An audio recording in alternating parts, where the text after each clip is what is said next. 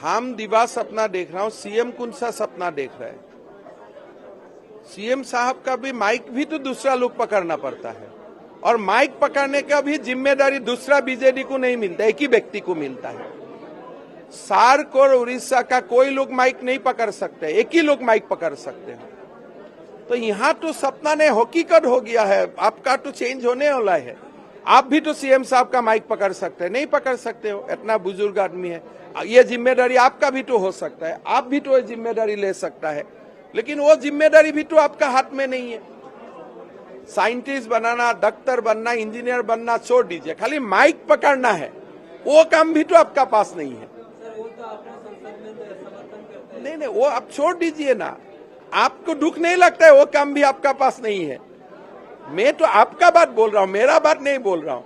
खाली इसको ऐसे पकड़ के पकड़ना है, ये काम भी करने में एक उड़िया नहीं मिलते हैं।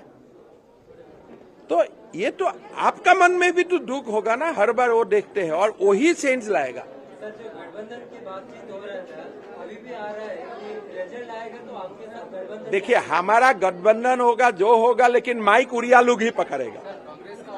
माइक पकड़ने का जिम्मेदारी हम दूसरा को नहीं दे सकता हूँ। आप जो भी करो, जितना भी करो, कोई बड़ा बड़ा पॉलिटिकल बात करो, सब कुछ करो, लेकिन कम से कम माइक पकड़ने का जिम्मेदारी तो आपका होना चाहिए।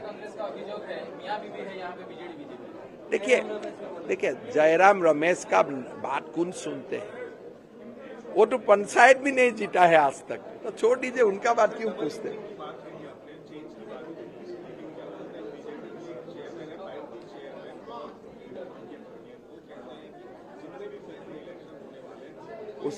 उसका जन्म उड़ीसा का कौन विलेज में हुआ था?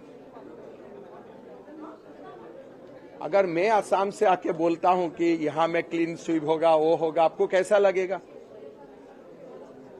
अच्छा लगेगा आपको?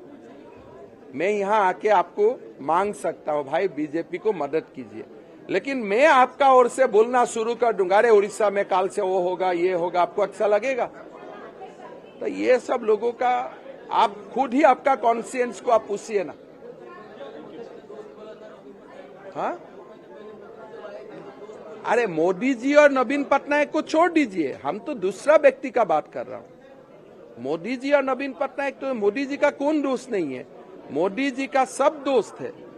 मोदी जी का तो देश में कोई दुश्मनी नहीं है, आप भी दोस्त है मोदी जी का। आपको मिला नहीं है, आपको मिलने से आपको भी और दोस्ती बोलेगा। ट्विटर में लिखा हुआ है परिवारजनों, तो मोदी का परिवार में आप भी है, उसमें कोई प्रॉब्लम नहीं है, लेकिन ये क्वेश्चन अलग पूछ रहा था।